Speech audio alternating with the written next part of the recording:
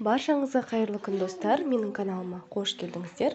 Бүгін мен сіздерге қазір хит болып жатқан шоколадный пирогтың рецептімен бөлісетін боламын.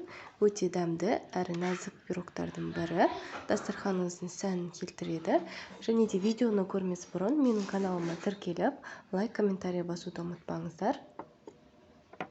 Ең алдымен електен өткізілген ұнымызға қопсытқыш 1 шай қасық, яғни разрыхлитель қосып араластырамыз.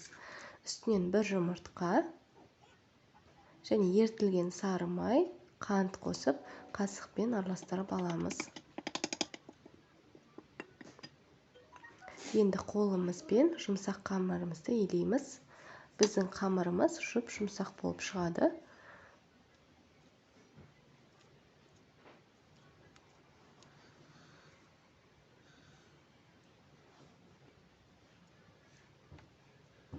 Дайын болған қамырды холодильникке жарты сағатқа қоямыз. Мінекей көріп тұрғандарыңыздай қамырымыз жұмсақ болып шықты. Енді начинкасын дайындаймыз.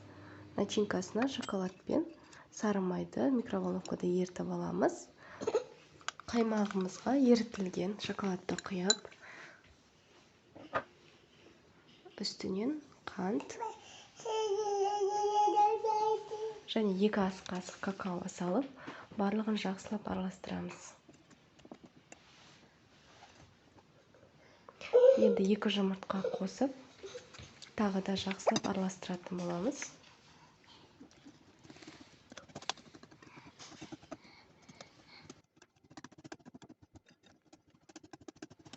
Менде жұмыртқа кішкентай болғандықтан тағы 1 жұмыртқа қостым. Тағы 1 жұмыртқа қосып, жақсылап араластырып, осымен біздің начинкамыз дайын. Енді формамызға біздің қамырымызды салып, қолымызбен жайып алатын боламыз. Мінекей тегістеп шықтық. Енді бортик жасап, жан-жағын тегістеп шығатын боламыз.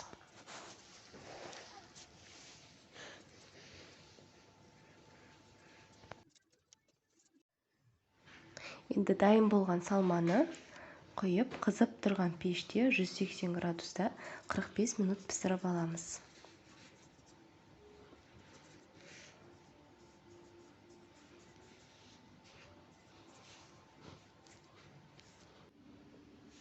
Мінекей біздің пирогымыз дайын, өте әдемі көрінеді, және де дәмі де өте нәзік болып шықты. Қазір кесіп көрсететін боламын.